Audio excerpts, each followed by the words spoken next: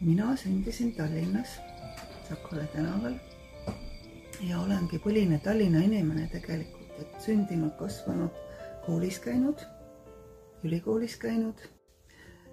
Ma mäletan lapsepõlves seda, et ma olen alati armastanud väga joonistada. Ma olin üksik laps, mul ei ole õdesid ja vendi ja ma pidin olema ka väga palju üksi ja ma olin ka tihti haige, suhteliselt selline nõrguke.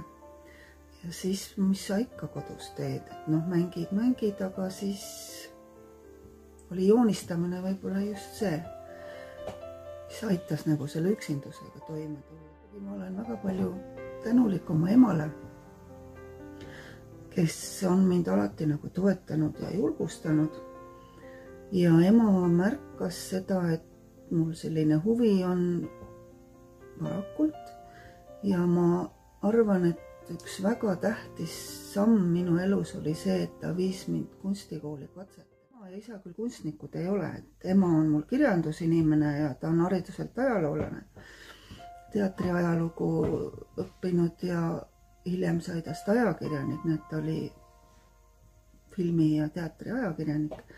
Aga tema poolt jah, selline võib-olla see fantaasia, ma olen kindel, et see on nagu just ema poolt, et ta mulle lapsena väga-väga palju luges ette.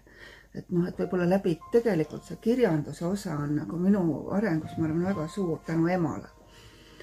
Ja isegi kui ma juba ammu ise oskasin lugeda, siis ma ikka tahtsin, et ema loe mulle ette, et see oli nagu väga-väga.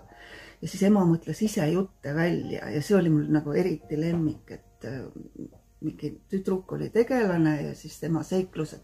Mina olen nüüd oma lapselastega natuke seda sama asja teinud, et neile ka kohutavalt meeldivad sellised jutud, mida sa ei loe raamatust, aga siis mõtled ise välja. Mina mõtlen oma kassidest ja koertest neile lugusid.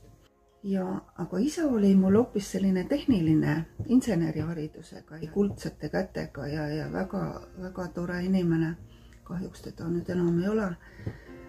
Et võib-olla temalt ma olen natuke saanud mingit sellist käelist oskust, et ma nagu trillpuuriga hätta ei jää, et mul on olnud pildiraami töökoda, kus ma ka õppisin ära kõik nende masinate käsitsemised, ma suudan ise ka raame teha. Ma kuulsin, et sa tegeled ka keraamikaga. Räägi sellest lähemalt. Jah, mul on siin oma tassidki isegi praegu laual ja ma võin äkki näitan ühes kastis. Keraamikaga ma tegelen hobi korras, et ma käin Kehtna kunstikoolis keraamikaringis. Et seal on ka nüüd omaette tore kogukond ja seltskond, kes siis teeb vabalt, mida keegi teeb. Mulle meeldib nagu oma kätega ka midagi teha, et mitte ainult joonistada. Minu piltidel on rohkem ikkagi inimesed ja portreed. Ma mingi abstraktse kunstiharrastaja pole kunagi olnud. Et sama ka keraamikas, et kuidagi ikkagi just näod ja nüüd antud juhul on nad jah sellised väiksed inglid. Aga olen ka mingid loomi teinud ja et see nagu võlub.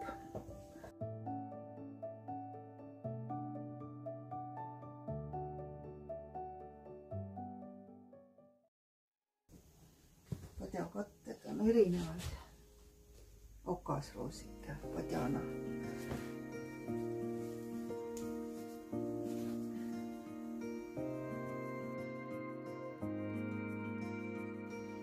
Need on väga uued tööd ei ole, aga kuna neil on tiraaž, siis neid saab ikka juurde tõkkida veel. Need on nüüd kõik nagu metallplaadi sisse graveeritud käsitsi. Siin ei ole arvutiga midagi tegemist. Selline, tiivulised. Oi, kui huvitav pilt. Räägi mulle sellest pildist.